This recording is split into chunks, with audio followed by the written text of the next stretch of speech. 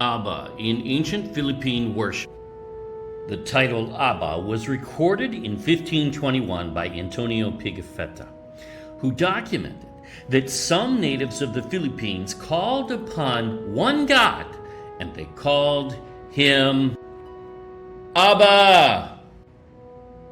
This is not an Islamic title. Islam has 99 names for Allah, yet Abba appears in none of them. But Abba appears in Scripture, used by Yahushua in Gethsemane, and twice by Paul under inspiration of the Holy Spirit. Abba, in early Messianic traditions, Magi account. A Vatican-preserved text known as Revelation of the Magi, dated by some researchers as early as the 2nd century, consistently invokes Abba as the name of their God. Wow! They also invoke the Syriac form of YHWH. The text unequivocally locates them as abiding in the modern Philippines. Now, this aligns with the idea that the Magi were not pagan astrologers. No, but a remnant priesthood who served the Most High. They knew the Messiah was coming, and they were gathering monthly, awaiting his birth for centuries. Read the book, The Mystery of the Three Kings, at thegodculture.com, free in ebook or purchase in print worldwide. A consistent geographic pattern. Both the Queen of Sheba and the Magi brought treasures from the east. Not small tokens, but large quantities of gold, spices, and even precious goods. This aligns with regions historically connected to Ophir, Sheba, and Tarshish, which the text connects. Read the book. The very lands known for overwhelming abundance of gold. And folks, this goes all the way back to Adam. From ancient worship to pre-colonial memory, we see a chain of spiritual memory. A great land of wealth connected to Scripture. And that is amazing. A people who called their Creator Abba.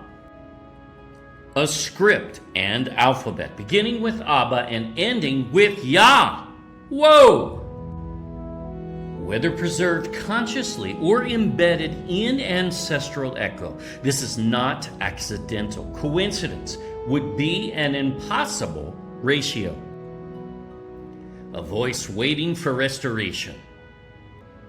From ancient worship to the journey of the Magi to Pigafetta's 16th century record, echoes of Abba remained among a people who knew the full name of Yahuah even. This is why their alphabet began with Abba and ended with Yah.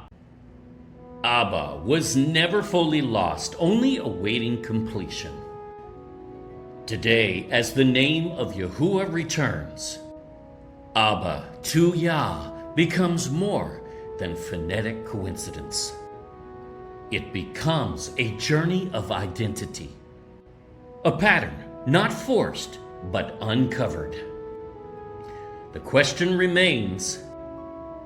The question is not whether Abba was ever here. History records that it was.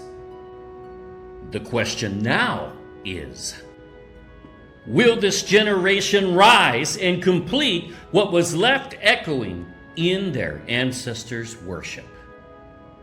Abba to Yah, the awakening continues. From Abba to Yah, the voice is returning.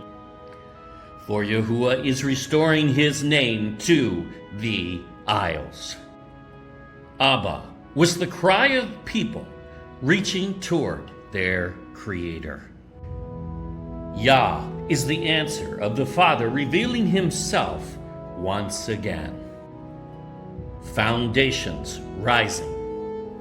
And they that shall be of thee shall build the old waste places. Thou shalt raise up the foundations of many generations. And that, my friends, is happening now. And thou shalt be called the repairer of the breach, the restorer of paths to dwell in. That's Isaiah 58:12. And that is the foundational scripture of our new divisions coming out now. If this teaching has blessed you, share it. Subscribe for more studies and for updates on our profound songs that restore the holy name